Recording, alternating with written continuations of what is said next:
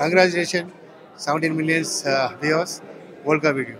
నమస్తే, welcome to Olga videos. నేను సునీత.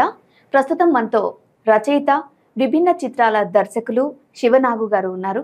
ఆయనతో మాట్లాడదాం. నమస్తే సార్. నమస్తే అండి. చాలా విభిన్న చిత్రాలు చేశారు. ఇప్పటి వరకు మీరు చేసిన అన్ని మూవీస్ కూడా డిఫరెంట్ జానర్, డిఫరెంట్ గానే చేశారు. సో నెక్స్ట్ మూవీ ఏ జానర్ లో ఎలా తీయబోతున్నారు సార్? మూవీ జానర్ అంటే డిఫరెంట్ జానర్స్ ఇంతకుముందు చేసిన మాట నిజమేనండి. కాకపోతే ఏంటంటే ఏ జానర్ తీసుకుంటే ఇప్పుడు ఆడియన్స్కి రీచ్ అవుతుందనే దాని మీద ఇప్పుడు ఆ థింక్ చేస్తూనే కొన్ని సబ్జెక్టులని ఆఫీస్లో కూర్చొని వర్కౌట్ చేస్తున్నాము, ఒక ప్రీ ప్రొడక్షన్ లాగా. అది ఇప్పుడున్న పరిస్థితి ఏంటంటే చాలా వరకు హర్రర్ సినిమాలు ఒకటి వస్తున్నాయి, తర్వాత ఇంకోటి ఏంటంటే థ్రిల్లర్ సినిమాలు వస్తున్నాయి, క్రైమ్ బేస్డ్ సినిమాలు వస్తున్నాయి. అయితే క్రైమ్ బేస్డ్ సినిమాలు వచ్చి చాలా కాలం నుంచి అదే జరుగుతున్నాయి, కానీ క్రైమ్ మీద చేసిన ఏ సినిమాలు కూడా సరైన వ్యాపారాలు సరిగా ఉండలేదండి ఒక విధంగా చెప్పాలంటే.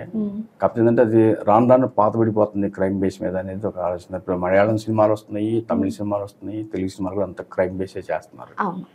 కాబట్టి ఏంటంటే ఇప్పుడు కూడా ఇప్పుడు మొన్న లేటెస్ట్గా ఒక ఫ్యామిలీ సబ్జెక్టు సంక్రాంతికి వస్తున్నాం అనే సినిమా చాలా అద్భుతంగా ఆడింది. అంటే ఇప్పుడు మళ్ళీ ఫ్యామిలీ సినిమాలు ట్రెండ్ ఏమన్నా మొదలవుతుందేమో అని ఆలోచనలో ఉన్నారు చాలా మంది ఇండస్ట్రీలో కూడా. సో నెక్స్ట్ ఇంకా కన్ఫర్మ్ ఏం లేకుండా జస్ట్ కాన్వర్జేషన్స్ అవుతున్నాయి, డిస్కషన్స్ జరుగుతున్నాయి. ఓకే. సో ఇప్పుడు ఒకప్పుడు సినిమాలు చూసుకుంటే బడ్జెట్ ఒక రేంజ్ లో ఉండేది, సో కొంచెం లాభాలు ఉండేవి, ఎక్కడో రేర్ గా ఉండేది నష్టాలు వన్స్ థియేటర్లోకి వచ్చిన తర్వాత. బట్ ఇప్పుడు సినిమా బడ్జెట్ చూసుకుంటే 100 కోట్లు లేకపోతే సినిమా లేదు అనే రేంజ్ లో ఉంది పరిస్థితి. అంటే ఈ బడ్జెట్ పెరిగిందంటారా లేక పెంచారా? లేదండి, అంటే మేకింగ్ మీకు బాగా ఇప్పుడు పెరిగిపోయిందండి. తర్వాత కాస్ట్లీ కూడా పెరిగిపోయింది. ఎందుకంటే ఒకప్పుడు మనకి రీల్లో చేసినప్పుడు అప్పుడు చాలా కాస్ట్ అనుకునేవాళ్ళు, డిజిటల్ వస్తే మనకి తగ్గిద్ది అనుకున్నారు, కానీ ఇప్పుడు డబుల్ అయిపోయింది.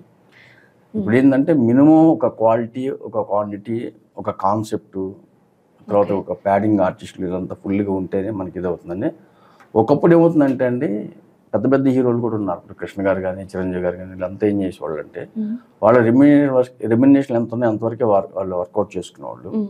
ఇప్పుడు కొత్తగా వచ్చిన ప్రతి ఆర్టిస్ట్ కూడాను ఒక్క సినిమా హిట్ అవ్వగానే కోట్ల మీదకి పెంచేస్తున్నారు. అంటే హీరోల రెమ్యూనరేషన్ గురించి కూడా ఎక్కువగా కామెంట్స్ వినబడుతున్నాయి.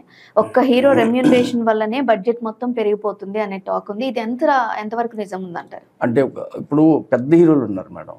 పెద్ద హీరోలు ఏంటంటే మీకు ఇక్కడ ఒకసారికి అంటే మా దృష్టిలో సరికి గ్రేడ్స్ చూస్తున్నాం హీరోలని, అంటే ఇండస్ట్రీలో గ్రేడ్స్ అన్నమాట. గ్రేడ్స్ ఏంటంటే ఒక ప్రభాస్ గారు కావచ్చు, టైర్ 1 టైర్ 2, ఒక మళ్ళీ ఒక జూనియర్ ఎన్టీఆర్ గారు, ఒక అల్లు అర్జున్ గారు, అట్లాగే ఒక మళ్ళీ ఈయన మళ్ళీ ఏది ఒక రామ్ చరణ్ గారు, వీళ్ళంతా సరికి ఏంటంటే స్టార్స్ అన్నమాట, స్టార్ హీరోలు అయిపోయారు వీళ్ళందరూ. వాళ్ళకి ఇన్ని కోట్లు ఉంటుంది, వాళ్ళకి ఇస్తే ప్రయోజనం ఉందండి, ఎందుకంటే వాళ్ళ మీద వ్యాపారం ఉంది, డెఫినెట్గా 100% వ్యాపారం ఉంది, ఉండొచ్చు సార్. అంటే ఇప్పుడు వ్యాపారం ఉంది అనేది కరెక్టే. ఇప్పుడు మనం రీసెంట్ గా చూసుకుంటే గేమ్ చేంజర్ ఎంత లాస్ అయిందని అనేది కూడా మీరు చూసారు. సో మరి ఎంత వ్యాపారం ఉన్నా ఒక సినిమా అనేది జనాలు చూడలేదు, థియేటర్స్ కి రాలేదు అంటే కోట్లలో నష్టం వస్తున్న పరిస్థితి ఇప్పుడు. హీరోల రెమ్యునరేషన్ ప్రభావం ఉంటుంది మేడం, ఎందుకంటే వాళ్ళ రెమ్యునరేషన్ ప్రతి సినిమాకి అదే తీసుకుంటారు. కాకపోతే ఇక్కడ ఏమవుతుందంటే ప్రొడక్షన్ వాల్యూస్ ఎక్కువ పెంచుకుంటున్నారు. ప్రొడక్షన్ వాల్యూస్ మీద మీకు బడ్జెట్ పెరుగుతుంది తప్ప హీరోల వల్ల బడ్జెట్ పెరుగుతుంది అనేది కరెక్ట్ కాదండి. వాళ్ళ రెమ్యునరేషన్ వరకు వాళ్ళు తీసుకుంటున్నారు, వాళ్ళు కష్టపడుతున్నారు కాబట్టి వాళ్ళ రెమ్యునరేషన్ వాళ్ళు తీసుకుంటారు మేడం. వాళ్ళు ఏం చెప్పట్లేదు అంటే చాలా కాస్ట్లీగా సినిమా చేయండి, ప్రొడక్షన్ వాల్యూస్ పెంచండి అని ఏ హీరో చెప్పట్లేదు, ఏ హీరో చెప్పడు మేడం. సో ప్రొడ్యూసర్సే ఇది పెంచుతున్నారు తప్ప హీరోల రెమ్యునరేషన్ మీద అయితే పెద్దగా ఏమీ లేదు అంటారు. అవును మేడం. ఓకే.